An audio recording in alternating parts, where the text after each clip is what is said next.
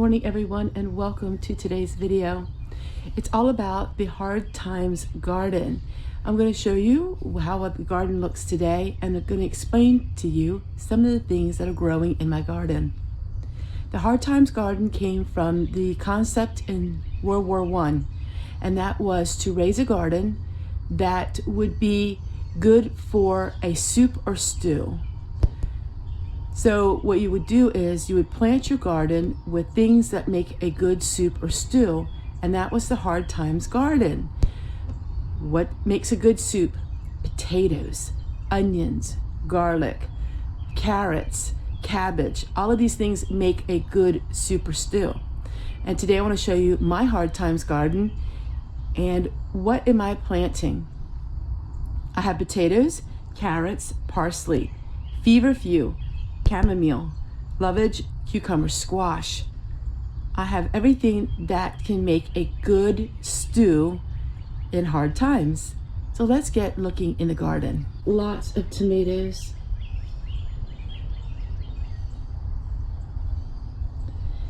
Mostly cherry tomatoes or smaller tomatoes, and that is simply because I want to dehydrate them. And then we have a lot of cucumbers.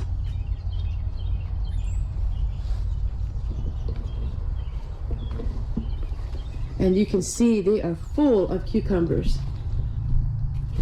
So we will be pickling them really soon. So we have a lot of cucumbers to make pickles.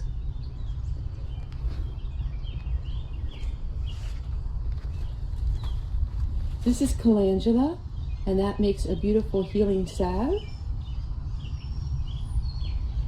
So everything in my garden is planted for a reason. Then we have lots of potatoes.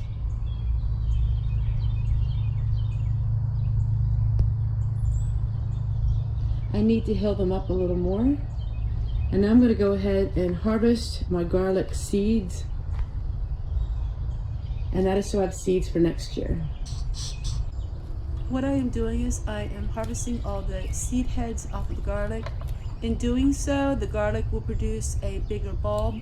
And then I always have the seeds. I am totally self-sufficient when it comes to garlic because I've been saving my own garlic bulbets for about 8 years now. I never have to buy one bulb of garlic in my entire life because I have all of this. And that is what I'm striving to do this year, is to save all of my seeds, all of my cucumbers, all of my tomatoes, and that way I will never have to buy any seeds.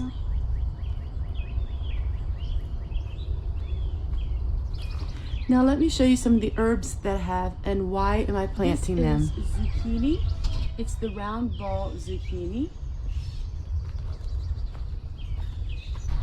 This is feverfew, and that's to help with fevers.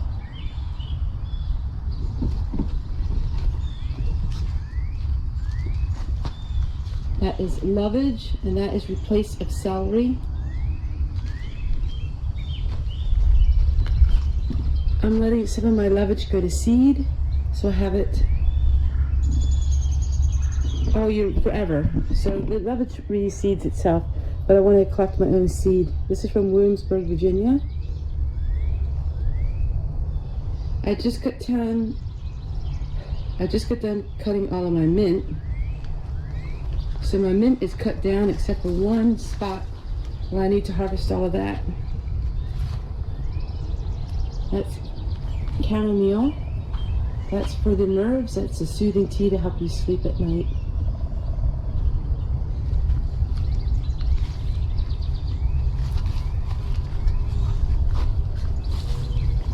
Then I do cooking out here as well. I have lots of places where there's dill growing, lots of peppers. So I have quite a few of them. This is tansy, and it's soon going to produce a beautiful flower. That's an herb. I can have probably a 2-hour video sharing with you all the herbs that I have. Hi everybody, I'm Homestead Tessie. Today we are going to look at the radiation tester. This is a Geiger counter, and this is what it looks like. That is the instruction books. Let's go ahead and take a look at this. It's handheld like this, so it will test your area. This is where it will test. Let's open it up. It has its own USB cord, and this is what you're going to use to power it up to keep it charged. Let's go ahead and turn it on.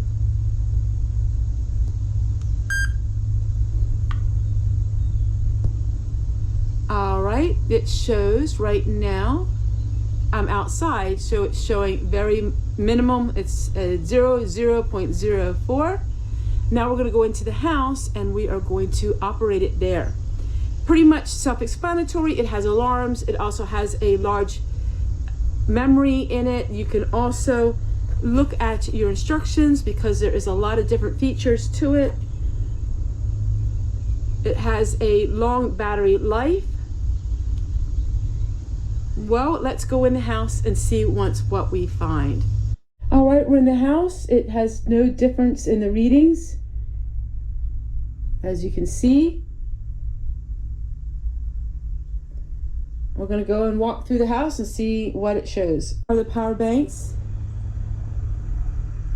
Now it's showing 0.015. That's still showing very low.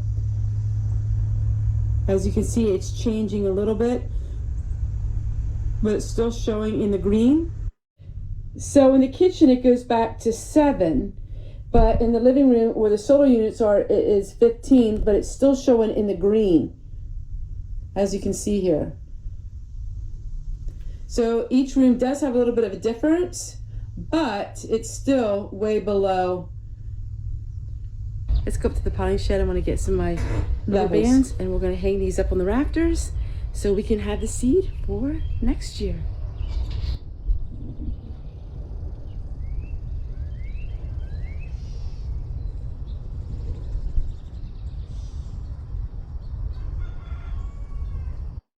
All right, everyone, so let's go ahead and cut this down, and that way I can hang them on the rafters.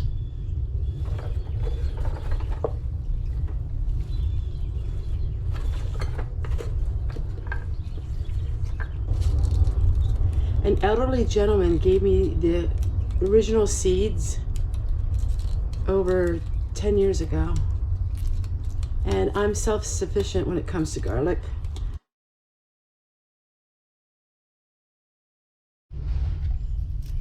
I'm going to continue to harvest some things to fill up in this potting shed. This potting shed gets really hot, but it doesn't get any of the sun, and the sun will really fade your herbs. I like to put most of my herbs in here because it keeps the color really pretty. I'm going to finish out this video doing a little bit of work. So, Hard Times garden. It's more like the Victory Garden, the World War II garden, World War I, but it also is putting herbs in, herbs that will help you with different ailments and things like that. I have a full video on all the different herbs and what they mean, and I'm going to share that at the end of this video.